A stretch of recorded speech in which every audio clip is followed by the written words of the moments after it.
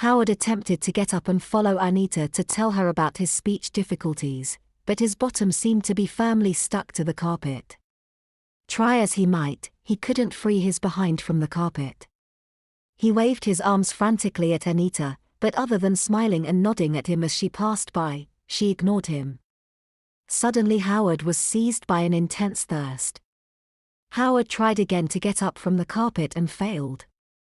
Howard found his helpless condition and thirst so disconcerting that he started to cry. That at least got Anita's attention. She came to the sound of his wails and stood over him with that damnable knowing smile still on her face. Then she bent over and patted him on the head to comfort him patronizingly the way she would a small child, and put an object in his mouth. When he removed it to see what it was, he discovered she had put a pacifier in his mouth. He threw it on the floor in front of him and glared up at her angrily.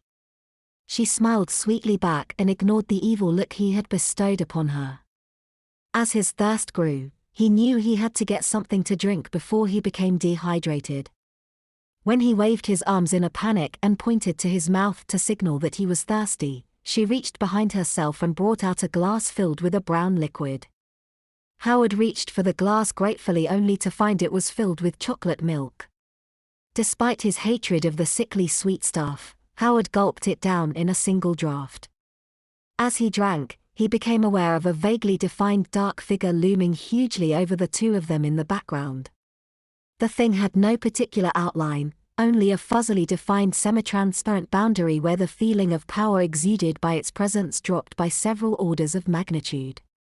Howard had the strong impression that the shadowy thing was terribly amused by his predicament. Within minutes of polishing off the glass of chocolatey milk, he realized he had to pee. The sensation of the cold milk in his stomach descending through his small intestine and putting pressure on his bladder made his urgency too immediate to ignore. He knew he had to get up then and there to go to the bathroom before he lost control of himself.